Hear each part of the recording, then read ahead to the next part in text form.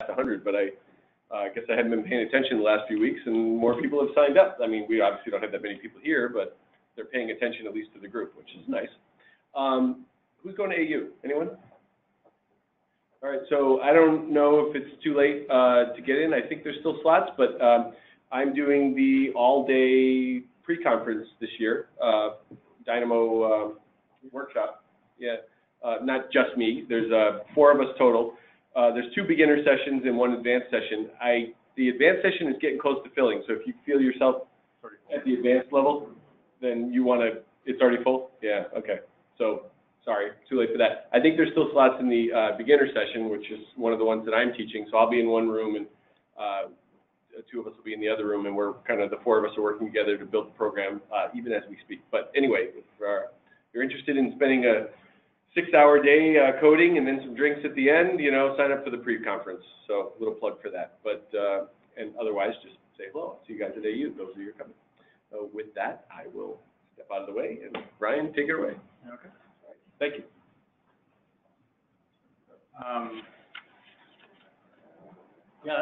For those of you that joined us a little bit later, we were talking about our office a little bit. We're a design build firm based in St. Louis and Chicago.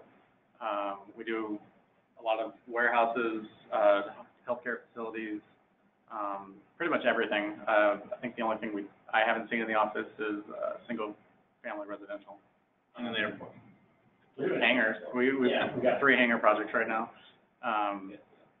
So, and we've done, I think, the Gary Airport design. But yeah, we have a wide range of projects, which makes figuring out efficiencies a challenge because you're focusing on one area and it might not be applicable to something else. And we're going to kind of go through different challenges here that I figured out. I've been using Dynamo for probably a year. So I'm still very much a newbie trying to figure things out. You'll see my scripts are kind of large because they're easier to understand. I'd like to go back and like clean them up so they run quicker and more efficient, but you'll see things kind of explode like this and come back together just because it kind of makes sense to me. So if you see things that can make things better, don't hesitate to tell me because I'm always looking for ways to make it better. So yeah, with that, let's just jump in. The first thing, like I said, we do a lot of tilt up, a lot of precast. So this script that I wrote is very large.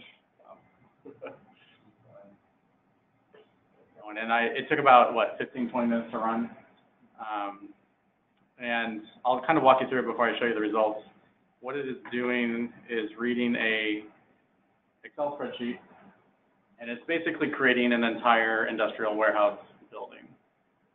So someone would come in here to the Excel sheet and say, I want 42 bays.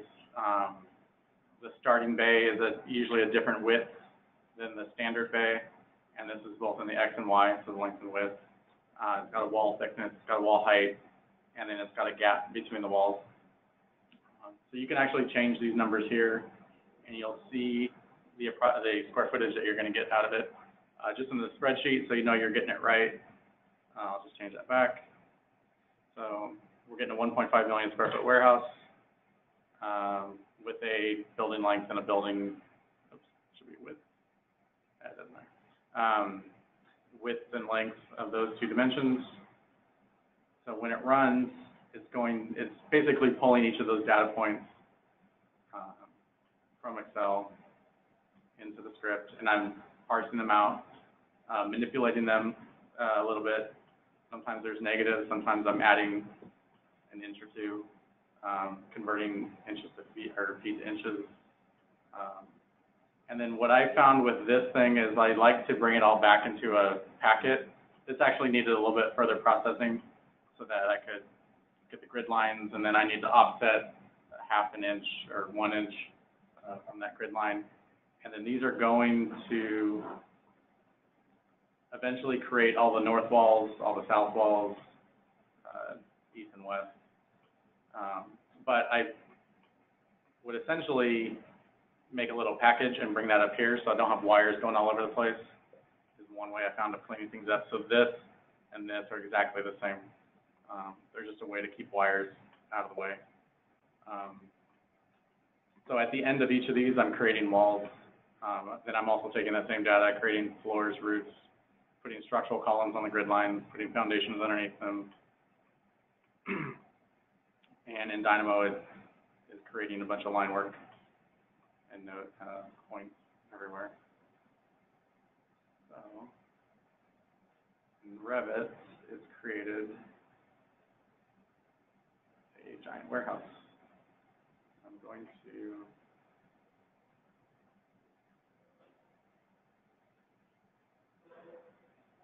add the roof here just to kind of show you what's going on. Ryan, did you remember to click record? Yeah, I did. Yeah. Okay. I did it while you're talking because I knew I'd forget after that. Yeah. So it did not process exactly right. They should be a little bit lower. I did make some changes this afternoon. So the walls that have the doors, we'll run that one next, are usually dropped about 5 feet. So that should have been lower. And then we've got the foundations below the columns. We've had some issues with people not putting their columns down enough, where they only put the top of foundation at the bottom of slab, and it should be a few inches lower than that. So we're able to automate that and make sure they push them down far enough with this. So yeah, it just creates a very simple box. If you make the changes in the Dynamo or in the Excel right now and rerun it, it actually takes maybe 30 seconds, and you'll get a shorter building, longer building. Now that all the data is into Dynamo, I'm not going to run it right now just in case it crashes, but yeah, it's just a very quick way of laying out a building. It takes all the tedium away from splitting walls at a half-inch gap, because a lot of times Revit will snap back and all of a sudden you have one wall instead of two. But these are actually unjoined, like it's creating it and unjoining each end, so they're not going to run up against each other and make one wall out of two. If I can just add, for us it's a particular challenge because everything the design studio does is usually driven by means and methods, which typically is not what you encounter in architectural firm. And there's a lot of influence from build side that comes and being funneled into routines, and think around and show some other examples where construction technology, construction techniques is driving the way model is being structured in order to feed it into estimating process much easier. So that adds additional level of complexity that typically you won't find if you're just searching for a form.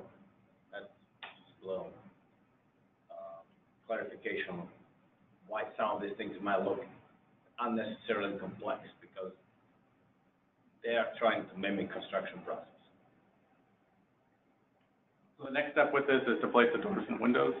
I think you could put this into that main script. I know Dynamo has a way of, you must get through these checkpoints before this will start running. I haven't figured out how to do that with, 20 things like outputs. So I'd rather just make a second script. I can figure that out later and just hit the low-hanging fruit. So all this is doing is then looking back at the model, grabbing all the walls, creating curves from those walls, and then offsetting a door and inserting it into the wall. So I don't think this one takes very long. So it's basically creating one, yeah, that's pretty short, 2 dock doors and 2 windows above. And it's a lot easier to delete things, so I know we're not going to have that many dock doors in a project, but you just have them there, and then the designer comes through and can knock them out. Typically, we would have a man door every, 150 feet or something. That's up to the designer to kind of choose how we do it. A lot of times, we'll knock out windows as well. So I've always found it's easier to delete, so I'm just putting as much as I can. My next goal with this thing is to get framing, girders between all the columns. I don't think Dynamo can create beam systems yet from an outline, so we'll try to figure out something with that. But we don't have an in-house structural engineer. We do work closely with a specific one, and we're actually linked to them with Clarity. which is a Revit server, kind of master control. So they actually can work in our model live with us, and it works great. They used to be in our office, and now they don't have to even come to our office anymore. Clarity and Dynamo. Clarity 2018, you can now run Dynamo scripts. So those that don't know, Clarity is it manages the Revit server, but it also runs tasks. So you can automate backups, you can automate PDF creations, DWG creations, and have them run overnight. We have it set up to publish to a sync server that will then publish to Buzzsaw. So every night we could have the latest Revit model sent to Buzzsaw and then not even worry about it.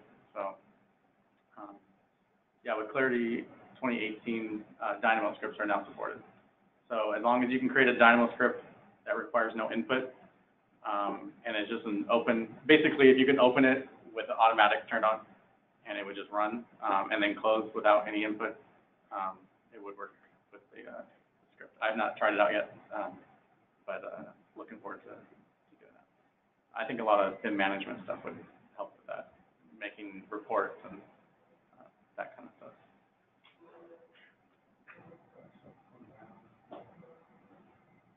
So, I'm sorry, my name's Ed. Ryan. Ryan, the roof is something you're going to do,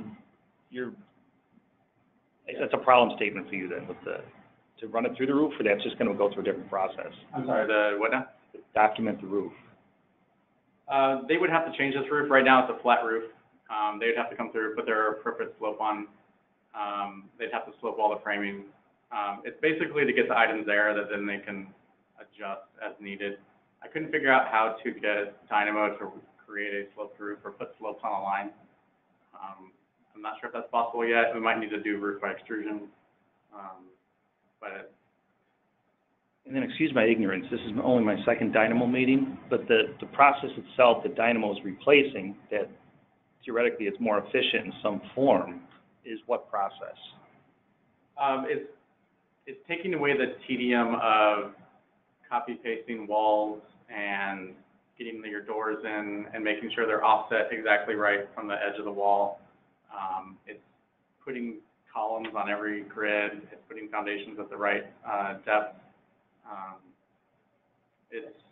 And direct feeding, estimating. Yeah. That's what I'm thinking, is it? So we'll have yeah. schedule set up that has door schedules, wall schedules. Maybe it speeds up scenario making and Yeah. so forth? Okay. Typically, you would have on a job like, if this was done by a design firm that is removed from construction arm, it would probably be done as one long wall with graphics indicating joints. Oh, yeah. For us, it's really important to break it down, not only in individual panels to estimate, but also to do the schedule simulation and basically erection sequence if needed for logistics on site. So design process influence with the end goal of delivering it in the field and estimating properly and tying it to the schedule. So it's inherently more flexible from the beginning to the end, ideally, or? Ideally, I mean, nothing's ideal here, but we are trying to approach the goal of kind of doing everything once versus getting the design model, then discarding it, and then moving the construction model. And when we have a development group that focuses on industrial specifically as well, and a development arm, you can imagine them looking at through this lens as it eventually continues to progress, right? We have a prototype that we're essentially developed for an industrial product, right? And so treating it truly like a product where the development team in an integrated fashion could theoretically run through an Excel sheet what they're testing out in terms of spacing, doors, roof, all that stuff. That's good. Yeah, and get to should I buy that property or not? Right, okay, yeah. The next one we'll talk about is something we did for just on the VDC side, not on the forum side. We're working with HOK on an office tower in St. Louis. And one of the things we were tasked with was we were given a DWG by the foundation engineer with soldier beams and excavation. It's basically their excavation layout. And our Clayco guys wanted to know how long it's going to take. Are we going to make the schedule for drilling the soldier beams, putting up the lag board, digging out the earth. So what we did, we had to create a model, and I took it as an opportunity to use Dynamo for that. It's very short scripts. Again, it's with Excel. Let's go back in here. Because we were given a spreadsheet for all the soldier beams by the engineer, with all the data needed for the tiebacks, the depth of the pier, the elevation of the pier, because everything is it's on a sloping site, so the tops are all different, bottoms are all different, each of the tiebacks are different lengths. So to go through one at a time, there's I think 180 soldier beams. Some are turned on, some are turned off. So from that spreadsheet, we can push all that information very quickly. And I'm not going to run it just because it's already been made. I do have the Navis, and I'll show you what we created afterwards. I'm going to turn off the CAD. So what we got out of it, the site, is a soldier beam with a tieback on it. And this is a custom family I created. The soldier beam is a pier family or a pile from Revit, and then we had added tiebacks that you can adjust and flex, increase the length of. So you'll see they're actually different angles. We also needed this for coordination because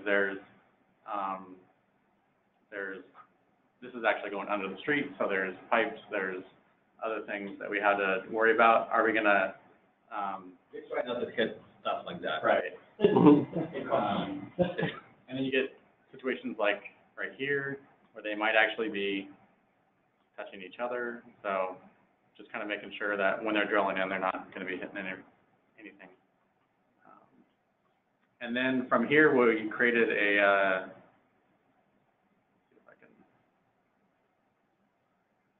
Navisworks simulation model, because they could drill 3 piers a day, 4 piers a day. Yeah, the drilling of piers and installation of shoring was contingent on ability to remove the soil in a very determined pattern. So you can move faster than these guys can actually dig. At the same time, need to start. So I actually created, this is all floors with modified sub-element. We brought in the topo and just modified some quick things.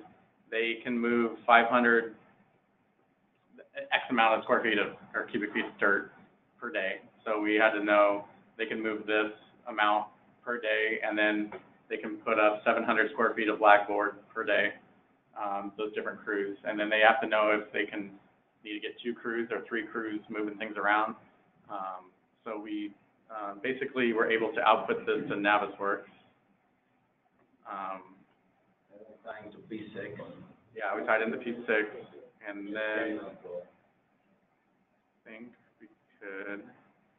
So this is the dirt, basically, and this is them drilling the piers. And then we have a day of the week. Green means it's in process, and then white's done. So they're working their way around the site. Now they're starting to remove the dirt because they've gotten enough piers out of there, putting the lag board in. They can only go so far down before they have to put more lag board up. So they're basically scraping the site and working their way down. Meanwhile, the other guys are running around the site trying to get the piers. Do they need to keep going down this side? Do they need to start again on the left side? Is this better than guessing? Much better. Okay. Now, for me, it'd be better. They Foundation guys love this. They gave us the CAD plan, and we had to create the sequence. I would rather them give us the sequence, and then we tell them if they were right or wrong, because it was a lot of back and forth trying to get it to work. But this was also opportunity for them to come in and understand if they're right or wrong, and it resulted in having very, very good not only conversation piece, but analytical tool that provided the valuable feedback and making sure that this is a project with a very critical schedule, very tight schedule. Making sure that this happens on time had enormous consequences on what things that happen after. We also modeled the ramp in there, and then the ramp is actually moving from one side to the other. And this is something that you could review with your earth-moving contractor. And then he can give you feedback, and it would also help him maybe conceptualize the work process on the site, right? Yeah, he could say, we're actually going to be over here, and not focus on this area right now, or we're wasting our time over here. We can pick up some speed over there. So it's a collaborative tool, very much, right? Yeah. Because you don't know, I mean, unless you've done some subsoil investigation, you really don't know what you're going to run into with each of those piers necessarily, but you can make a reasonable estimate. Right, and then from the Revit model, we actually output the tops of each of those soldier beams to a control point, and then we took it to TopCon, and then actually, when they actually put them in, went out and measured each of them and said, hey, does this match what it's supposed to be doing? That would be also an opportunity for some kind of automation. I mean, you can embed control points in families, and that usually works well, but once when you deal with things that you're receiving from other structural engineers, it would be probably a good opportunity to automate something with Dynamo, possibly placement of control points, optimization, et cetera. Okay. Yeah, and I think we could actually, with these soldier beams, I went and placed one on each of the locations from the CAD drawing. I think we could output the blocks to a location and then run those locations through the families and place them. It took us maybe half an hour to place them, rotate them in the spot, and then the Dynamo script really just controlled the Z and the other parameters. It didn't really control the X and Y. But, so I think I don't know how often we're going to do this. It's the first time I've seen it in my 2.5 years. Yeah, a few more towers coming in the same location, so Yeah. we'll reuse this. This is the first tower of many on this location. Yeah, exactly. It looks painful. It does. I mean, it looks painful to assemble that diagram, but I'm sure it's worth it. Yeah. Right? Worth it. Yeah, no, a lot of people were commenting on it, and they really liked what they saw come out of it. So. Most of our jobs that require this connection to scheduling could benefit from this kind of automation that Dynamo brings, and that's a part of what we're exploring quite a bit in our work. Yes, maybe it's painful first time, but every consecutive time it gets a little bit better, and we know the decision-making process that is accelerated with these tools is an amazing payback compared to how much time we put into this. Are you able to sharpen your costing with this process? What do you mean by that? I mean, your bidding, or is this after you've been awarded the work, or? Well, we are not using this for bidding purposes. Okay. Extensively. We use logistics as part of our bidding process when we are pursuing jobs. We didn't use Dynamo as part of the pursuit. That's there are too many variables. The tool is too exact to use Dynamo that early on. Dynamo is too exact to. I think if you did enough of these in the future, you'd have a sort of a method to analyze actual versus projected goal and hours. Possibly. To potentially say, these parameters, if encountered on a site, could impact cost. Okay. Not that you would just use it solely for bidding. I think the other thing is like just a cool communication tool. It's a lot easier to do that with your team of architects, owners, and other folks at the table than walking through a first retention set. The next one we're going to talk about is just some quick things I created to help our office out. Our typical template has 4 levels, and then we do a lot of area plans. We have working plans, presentation plans, construction plans, ceiling plans. So maybe 14 or 15 plans based on each level.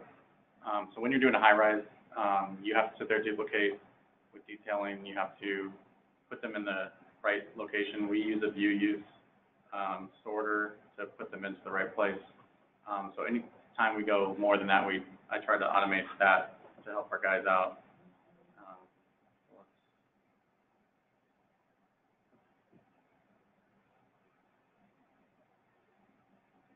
So the first thing is just a really quick one that our level 4s are always named, has a roof or a metal deck. So just to get rid of that, I have a simple script that just renames certain things back to more in line. So it's running through all of these views down here and doing the same if it has a level 4.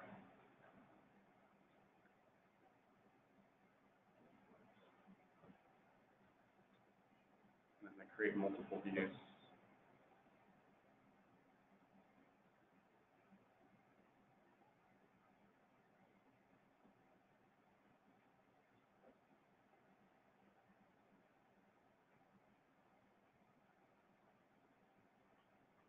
So this is taking the input, saying how, right now our highest level is 145 feet. We started at 100 feet for our base elevation, level 1.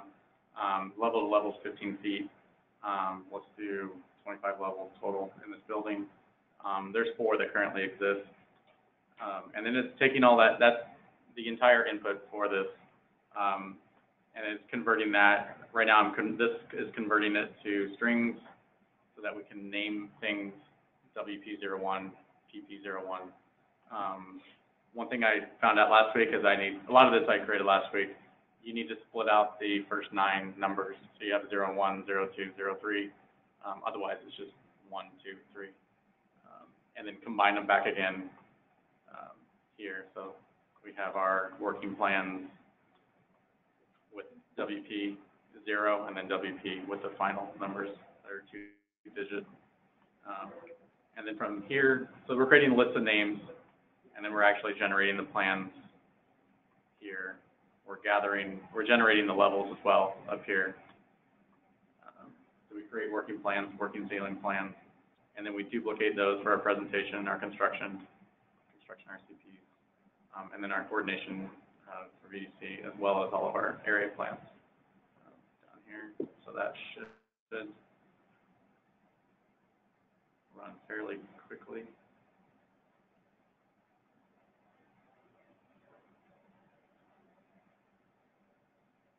You never know how long a Dynamo script is going to. You tried Dynamo Player yet?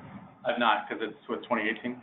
It's in 17. It might be in 17, yeah. So. Oh, it's in, Inputs is 2018. Yeah, so maybe, that's what you need. Yeah, I've looked into it, then I realized with 2018 it's going to be a lot better, so I just kind of put it off and like, Yeah. I was pleasantly surprised at how they implemented it, because literally those inputs over on the left, they just show up as inputs. It's like, whatever you call them, that's how they show up, the name of it. It's like, it's such an obvious thing to do, but they actually did the obvious thing. They didn't invent some new, complex, stupid way to do it. And I was like, wow, okay, that's cool. I like that. Yeah, I noticed talking with people in the office. You show them too much of the script stuff, they get a little intimidated. Like, I don't want to mess this up. I'm not sure what everything means. But if you can just show them some inputs for the industrial, for this. It's perfect for this or the industrial, yeah. Like my splash screen here, I can put a note and say, to add levels, run the script. So we're gonna kind of work towards that. Taking a little bit longer than I expected. It did take 25 or something. Yeah, there we go. It will ask you to rename things, I think twice. The second one happened. I think both the ceiling and the level will want to rename the ceiling and the plan will want to rename the level.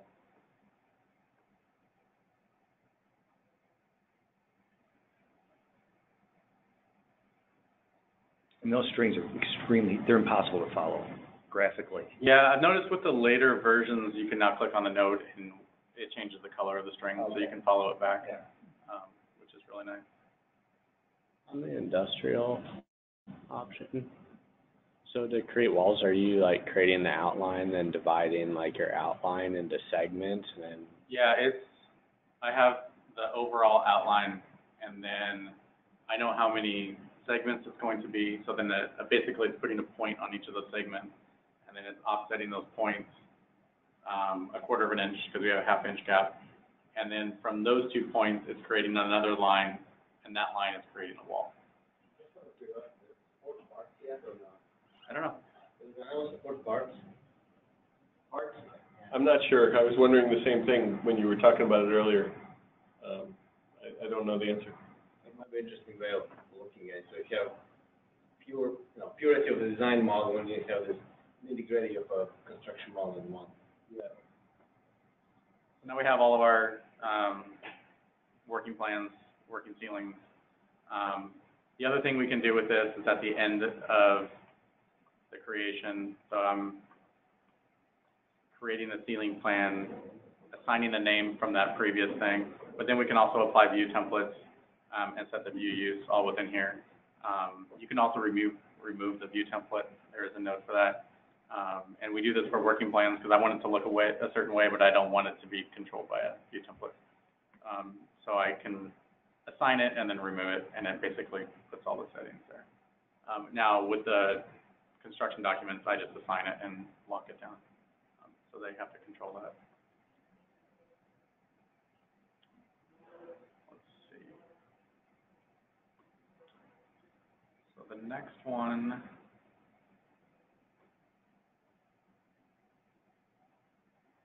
is more of a case study that I was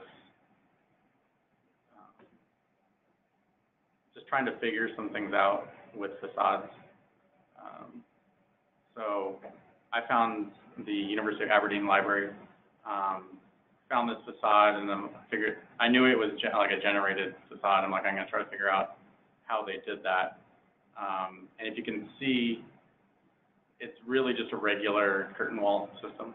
I actually went through. Disguised. Yeah, it's disguised. You'll notice that there's a solid always on the right side here.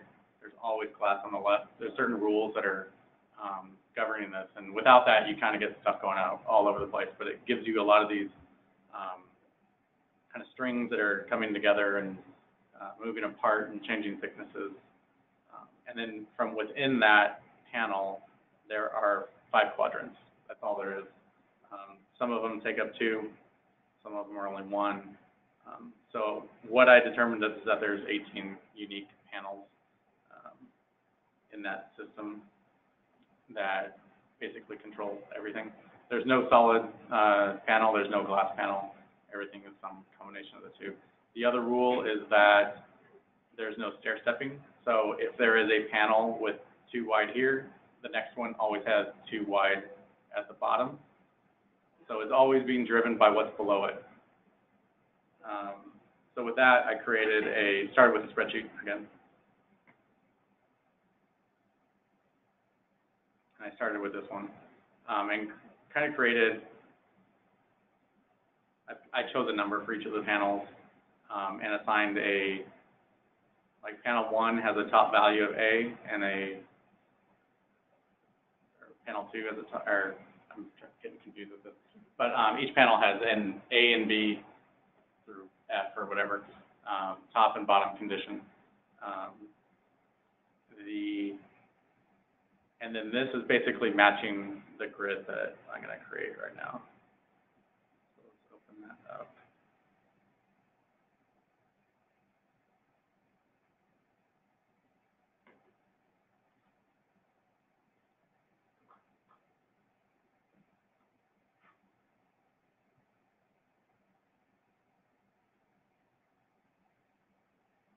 Things just run slower in this conference room. That's 20 people are watching. Right. 14th floor is fine this afternoon. That's a cool, is that where's that wall, curtain wall in St. Louis? University of Aberdeen, is that what you're saying? University of Aberdeen is, it's Aberdeen, Scotland. Oh, Scotland. Founded on our sailor or something. And you wanted to figure out how I knew it could be done. it wasn't just random. Yeah, I You just, can't, you won't acknowledge that. yeah. I saw it and I'm like, I can build that. Okay. And I wanted to make a case study out of it. It's a beautiful wall. Yeah. It looks really cool. All right, get the script open. Yeah, I don't know. So, make a wall. Make a special wall for this class. Crazy Scotsman.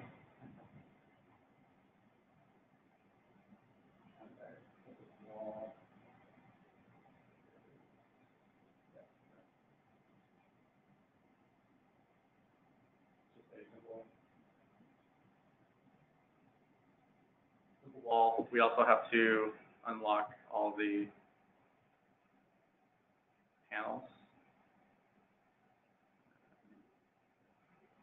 Or unpin them. Is it Dynamo? Probably. Things I only need to do once, I generally don't write a script for, but yes, it could probably be done. I also need to select the wall. All right. So what it's doing is it's going through and selecting all the curtain panel elements. It's the way that Revit I found works with curtain panels is that if it creates a list of curtain panels of a wall, you have your start point and your end point of your wall. It starts with the first one. The second one on the list is just keeps going to the left here, and then it just returns and goes that way. So if you're sitting there moving and changing your number of curtain panels, it's going to mess it up. So once you figure it out, just kind of delete it and redraw your curtain panel with the correct.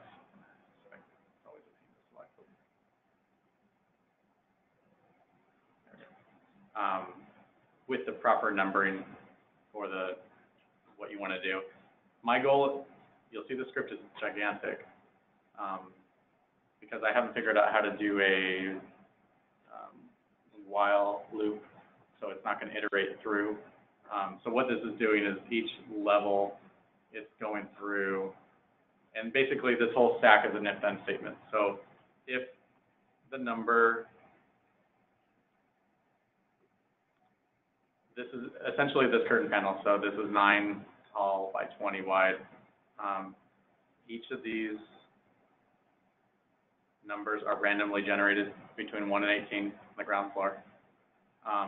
This looks intense up here, but really if you just focus on that, it's saying if the one below it is a 1, then choose randomly between 6, 13, 17, 19, because that is what ties in to the top of the one below.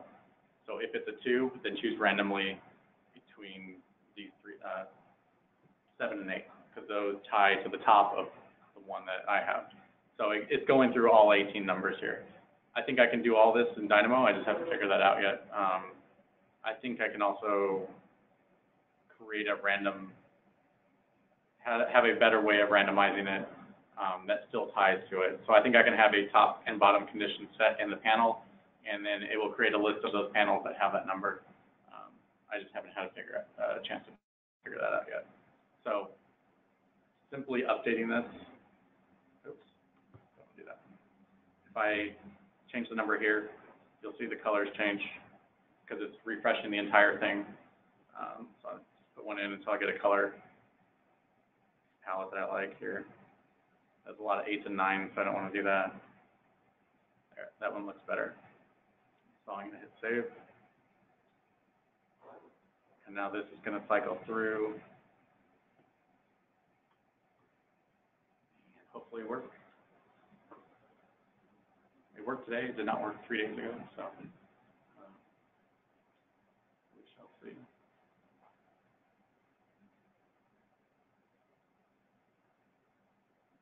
But yeah, you can see the if-then statements here. So this is if this equals 1, then put that panel in.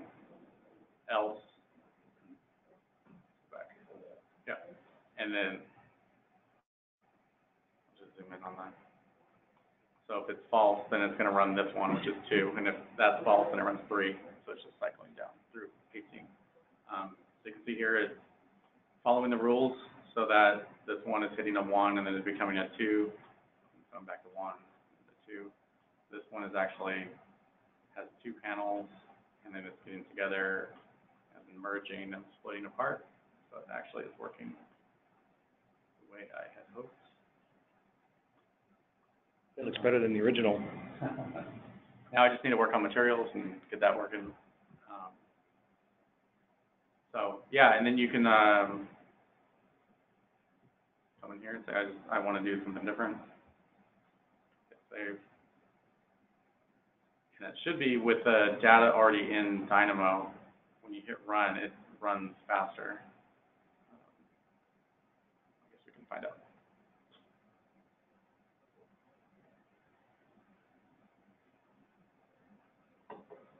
So a little bit different. And there's actually a more interesting range of diversity in your curtain wall than the original. I see more patterning happening, which is curious, you know? Yeah. I see there's more linearity in terms of the subpanels and so forth, which actually is prettier. Yeah. Yeah, it's randomly generated. I have gone through some where it seemed to do the same thing vertically over and over, so you just reprocess it and do a different one until you find the one you want, and then just close down Excel and close down Dynamo, and you're good to go. The next,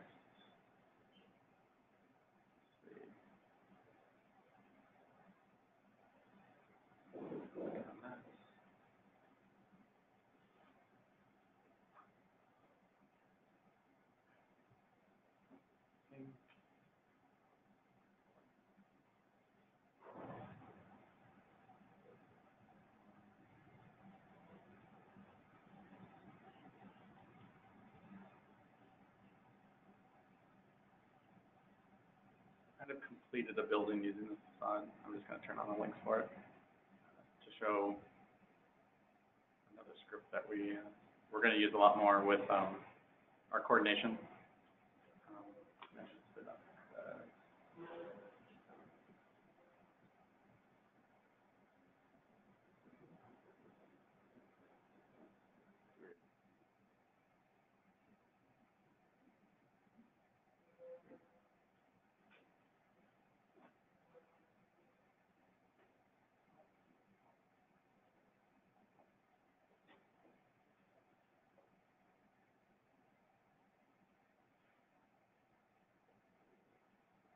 There we go. I'm not sure why it is trying.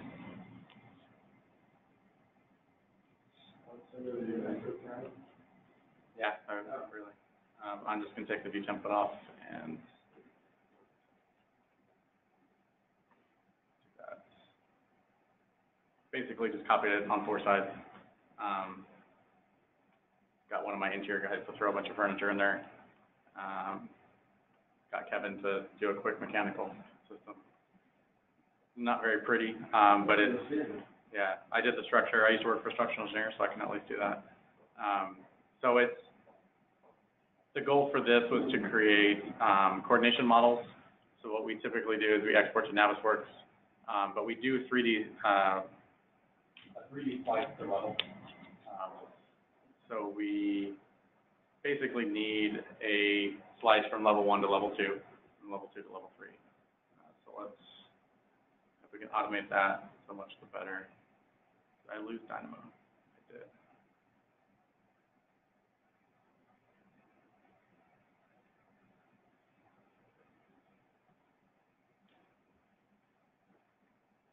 I quickly made a whole building while you were. Yeah, boy, shouldn't step away.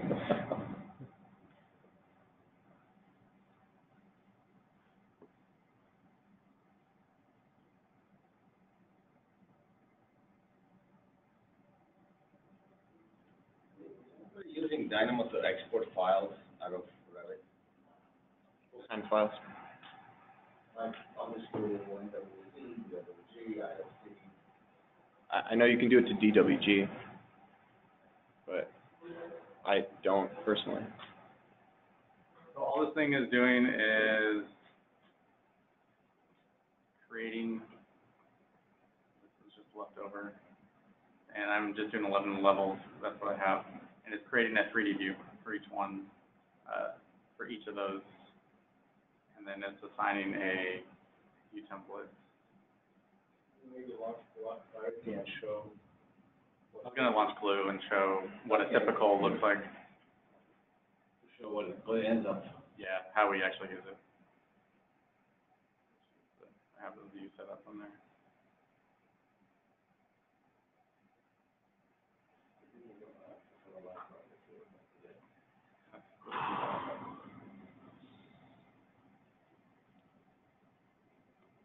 Okay, so within Revit, little running.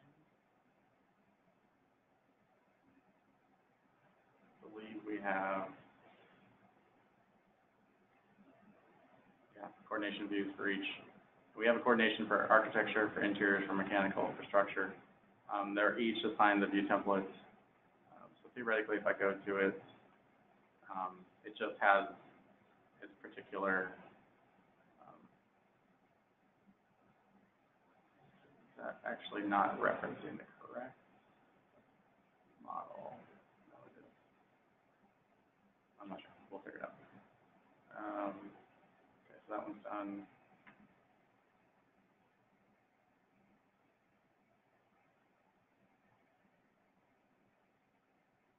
And then this one is generating a, that's funny. So to get this to work right, all you have to do is go into a floor plan.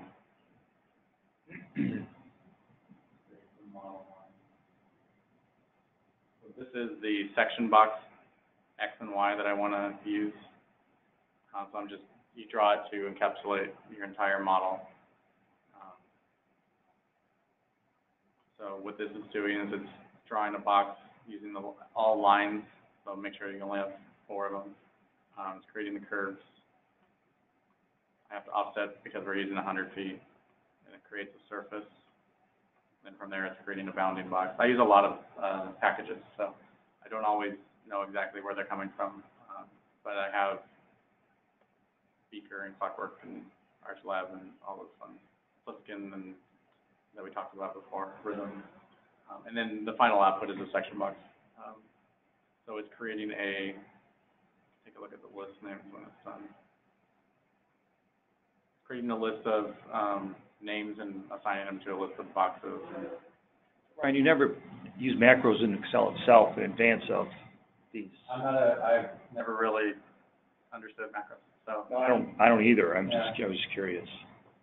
I mean, this is very similar in structure. Yeah. To certain Microsoft. I think for me, the visual aspect is kind of what made it a lot easier to understand.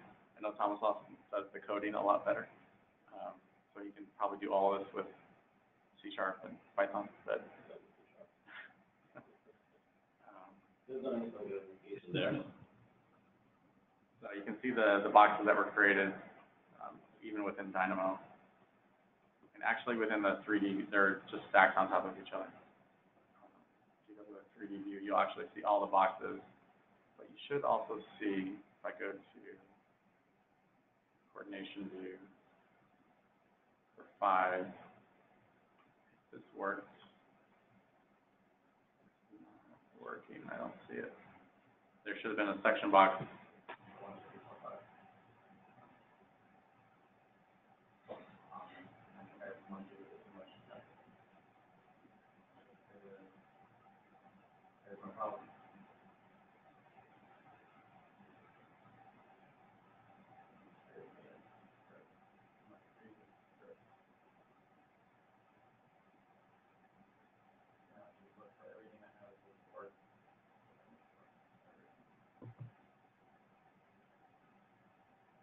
Probably pretty quick.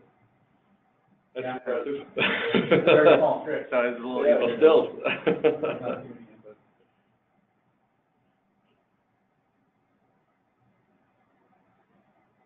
Steve Jobs did have planned problems in his presentation. Solve them.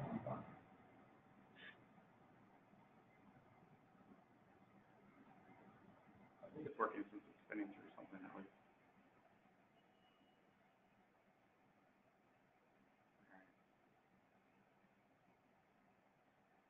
fact that I can see everything is not great either. So what it would do is the section box would slice it. It doesn't, yeah, it should be turned on and everything.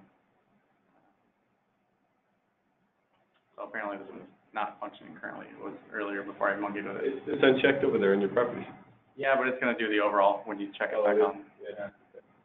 Just because Revit likes to go back to. Basically, there's a view orientation to a plan. Yeah. Limits set properly. Yeah, I've been trying to, I tried to get it so I can run one file from the facade to this, and that's what I was working on today. So I think somewhere in there I messed it up. So once you had all these coordination views, is that for export to Navis or something? Yeah, so each of these views, basically, like if this is the 5th view.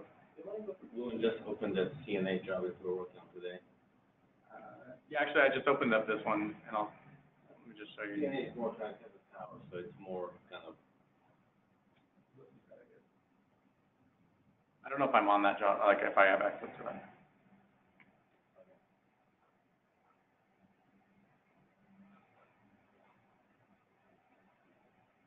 Okay. So, within Glue, I can never remember the controls. You just merge everything back together. So then your structure, your mechanical, your clearances you can build into the families are bright red there.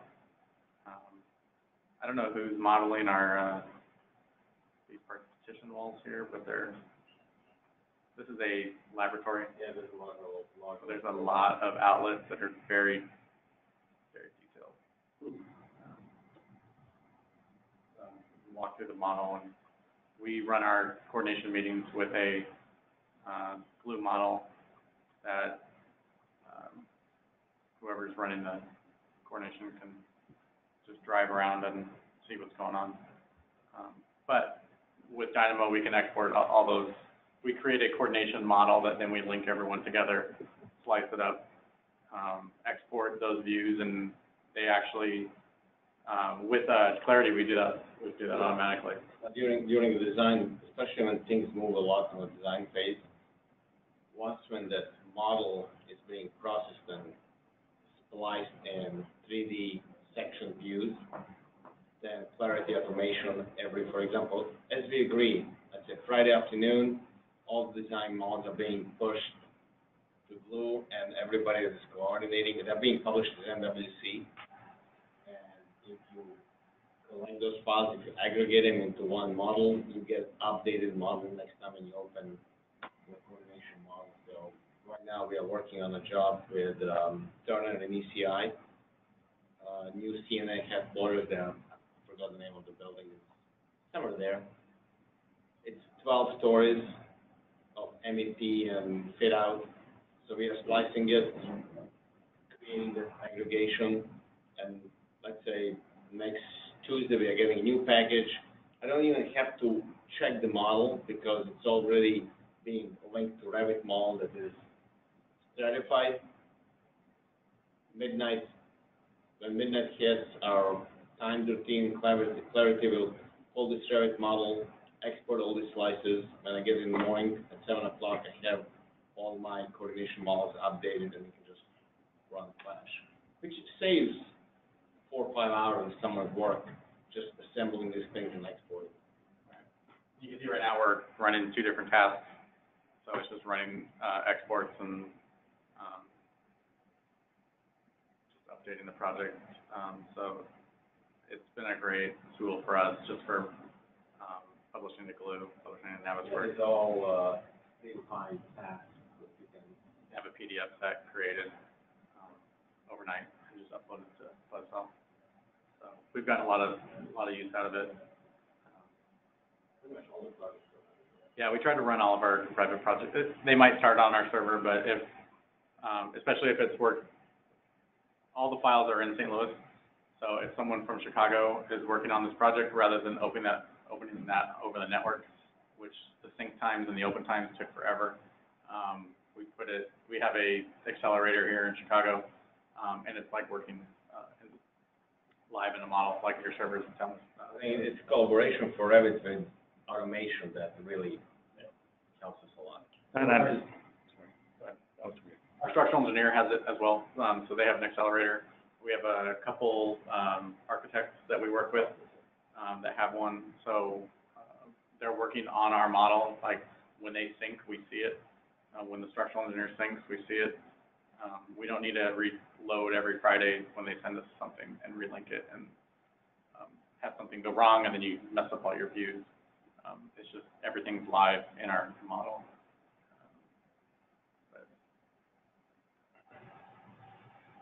Do you know if it works with A360? Does that work? I mean, we host our Revit files on A360. No, it doesn't. I mean, that's what we have collaboration forever. Can't do that. I mean, we were, I would say this came into our house before they had a collaboration forever. Yeah, it's about a year before they They came out. wait for others to catch something, probably 5 years usually after they announce it. We decided to keep this because of automation. Because all the publishing, file checking, if you're on a healthcare job, it produces a room data sheets, which are extremely useful. I think I'll talk about really quickly. We have within our architecture, we have a workplace strategies group that they don't design anything. They go into large companies and figure out how to make them more efficient, how to figure out the flow of the building if it's working right. So they would actually send people out into the field with iPads and walk around an entire building and have each room, are they doing anything? Is it occupied? Is it not occupied? What tasks are they doing?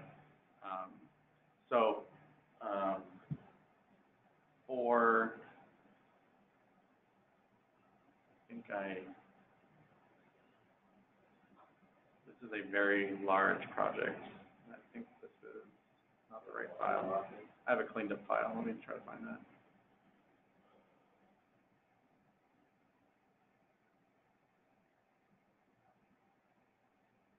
Cleaned up and modified because that project was under an NDA.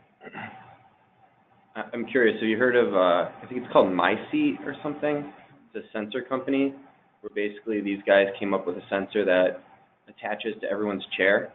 And the way it works is it picks up like, you know, heat data, whatever, but it basically tells you if someone in the room is working or not there or standing or whatever. Micromanagers love it, yeah, like, oh. It's a little creepy, but.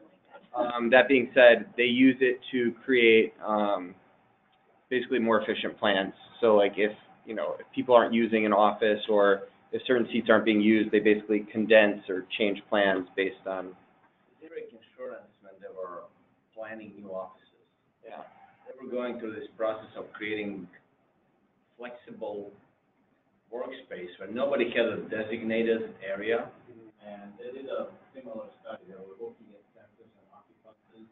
So they figure out if you work for them, but you're in the office only 3 hours every week, there's no reason to give you an office. But they're trying to create these flexible areas where you kind of go in and basically they allocate space based on the hours that you're working in the office. There's an AR company that did something similar. They were, they're preaching all the AR stuff, and they're like, okay, well, one day everyone walked in and everyone's computers were gone, and they could only work through their AR headset. So, kind of interesting, but there's some funny, yeah, I don't know if that one's as creepy. At least no one's tracking you. You get to do whatever you want on your AR, but.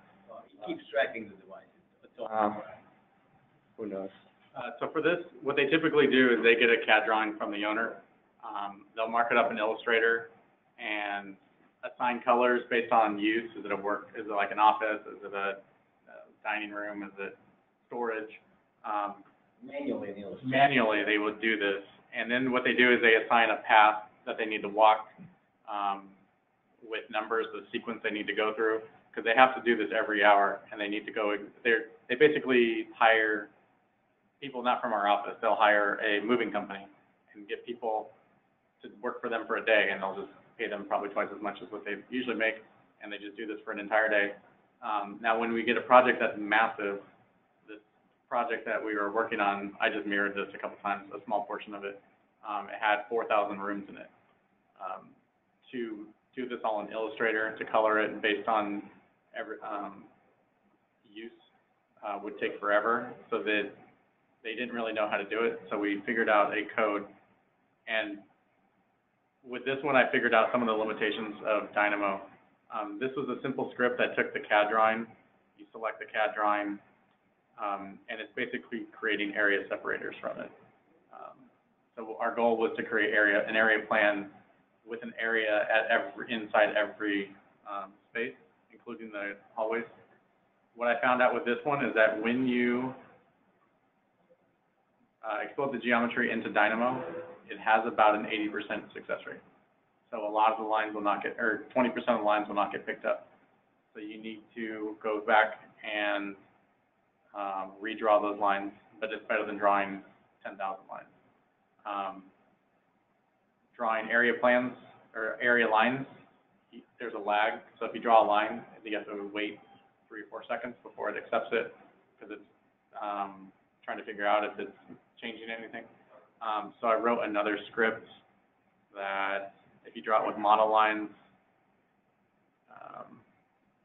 it goes a lot quicker. Sorry, that was the model lines.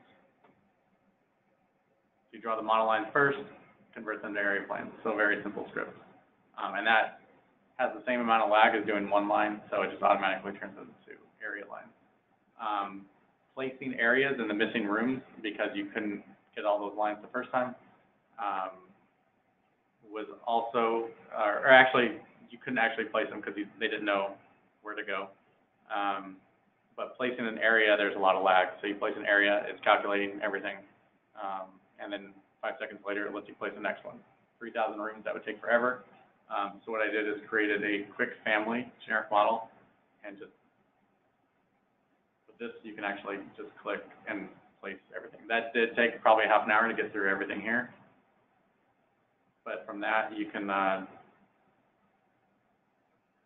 create a script that is just taking the selected model elements. You just go and isolate those, select them, it creates a family instance location of those, and then assigns it to an area, create a point. So it just drops an area. So then we just drop 3,000 areas at once rather than one. And the outputs, I don't have it on this one. What they would do is they give this to the people in the field. So now they have a colored plan. These circles would actually have a number in it, so a sequence that they're going to walk. We give them, we did a railing. I don't know if you guys had done, we've moved to, for life safety, we've done exits and egress with railings now, just because they're a lot easier. I created one for them to show the walking path for their person, and they have to start and stop. And then they're basically walking around with these inputs. So if they're occupied, unoccupied, away, they just click a button. This is output from the model we made, and then it also outputs a spreadsheet with the room names, the room categories, employee names. So we received a lot of this data from the clients. You can see there's a lot of rooms. They have numbers. They're tied with the numbers, so it's looking at the spreadsheet, matching it to the room that's in there, and then assigning all this data. And then all that data is getting pushed to this app. So then they have activities that they're doing using mobile device, using laptop, talking on a desk phone, or they can type stuff in. And then this gets pushed back to whatever app they're using. I don't really know what it is. But they're in the process of doing that right now. So I think they'll be out there for a week, just walking around with an iPad, pushing buttons. I think it's 5 or 6 people doing for this project. So yeah, this saved them a ton of time, just the actual creation part. And for me, it was just trying to figure out how to do it. And it was just short scripts to figure that out, and just kind of a multi-step process.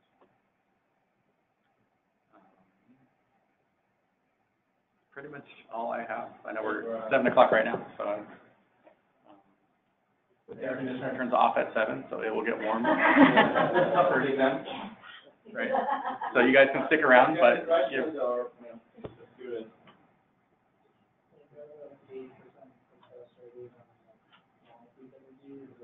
I found, it was probably a little bit, it wasn't 100%, it might have been closer to 90.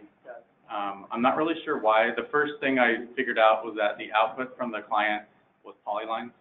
Every room was a polyline. So I exploded all the polylines. In CAD, you can delete things that are layered on top of each other. So that cleaned up a lot. But then for that one that I just created, I actually went through and drew lines just to test it, and then mirrored it 8 times to make it big. So there's only one line for sure, and it still had about 80%. There was a internal debate in the office whether to do this in Dynamo and Autolist, but I think I'm the only one that is old enough to. I don't know how to do it. No, I skipped over Autolist, but I'm old enough to remember it. Yeah.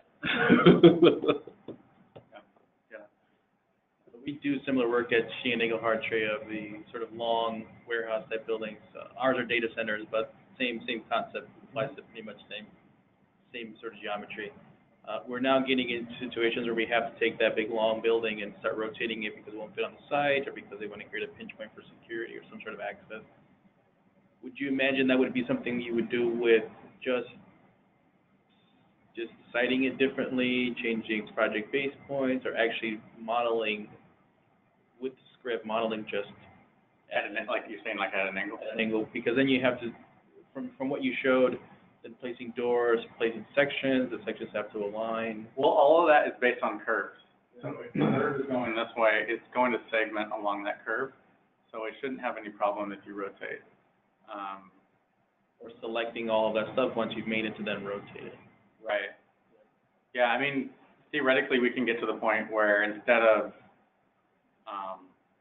from Excel, creating those giant box, you can actually just draw it, and then it would segment the same way. Now, you have to make the distances correct, kind of like with a brick, you want it to hit exactly the same length, or the right length.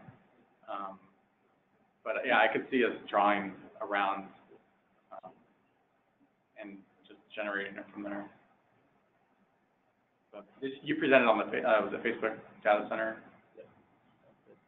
I think from that, I was able to nail down exactly with my industrial stuff. Look at that, see? The group is successful right there. We're already borrowing ideas from each other. And we went through a merger, so now I'm having to come and sort of loop back around to the beginning of all that, because now we're starting to go through that process again of, well, now, because we're putting, 2, 3, 4 buildings near each other, and because of how everything kind of fits together, our main driver is where the power is. So where the substation is what powers is basically what drives everything. If the substation is going to be here, then that data hall A is going to be there, and then B, C, D. So the second that the site, changes, and the second the company says, or the electrical company says, well, now the substation is going to be on this side, you're talking about renaming every room, renaming every door, because now A is on the east side as opposed to the west side. And one thing I found, you just reminded me of something with these walls.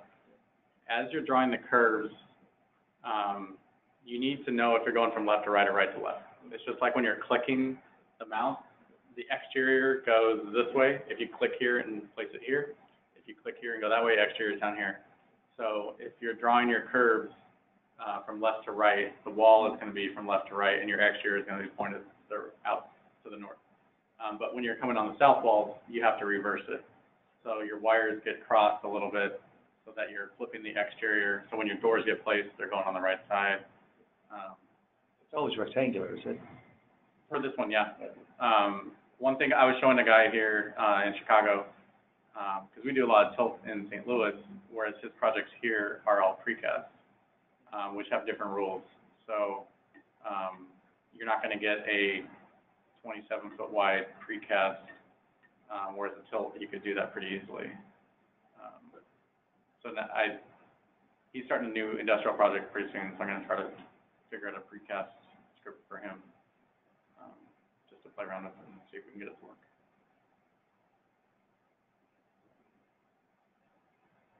Ryan, do you have Twitter? I don't have Twitter. I have LinkedIn. Wow. I do have Twitter. I have posted once. Does Clayco have Twitter? I mean, how do I mention you in this meeting? I had to open a Twitter account yesterday because my company was telling me you have to get on the. Anybody on our team tweets? No. Maybe Kevin about beer, but I don't. Video has Facebook page. No, we have a Twitter on our webpage. I think Clayco is on Twitter, just kind of. yeah, but I don't know how to use it. They put it on there. Well, that's not Clayco. That's Clayco. It's a little different. Okay, if you scroll down, there must be Twitter. There's something on there. I'm in Twitter. I've been not on Twitter. You don't know how to. No, we have issue with a certain gentleman that tweets a lot, and I think Clayco doesn't want to tweet. All right. All right.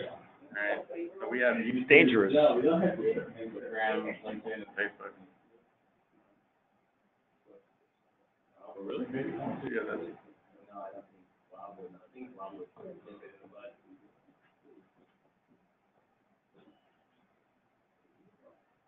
Yeah, Forum has a Twitter. Forum Studio Inc.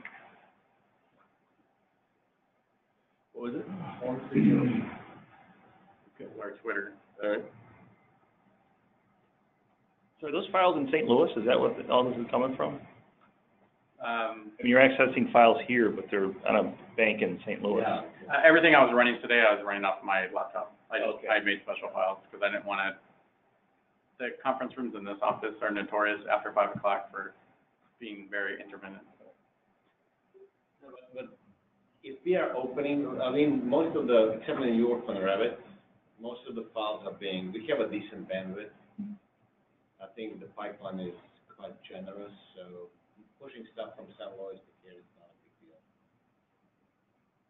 There's a lot of video conferencing, and that's what's driving connectivity, not really files. There's a lot of real-time video conferencing happening between two offices, and some people have a desire to have a high-definition image, so we benefit from it, put it that way.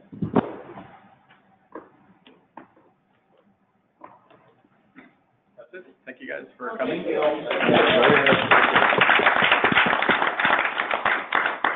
More food left. I don't know, like, nobody came hungry.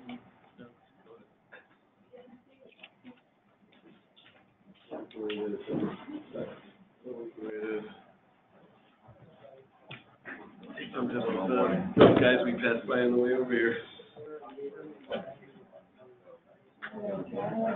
Thanks, Paul. Oh, yeah, thank you. But I'm just trying to get like the mobile number. I'm like,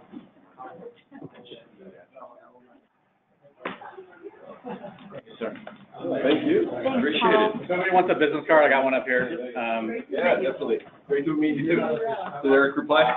no, I didn't send it yet. I was gonna send it out to Teams like, All right. I'd wait till tomorrow. Good night. Good night. Hey guys, really quick food.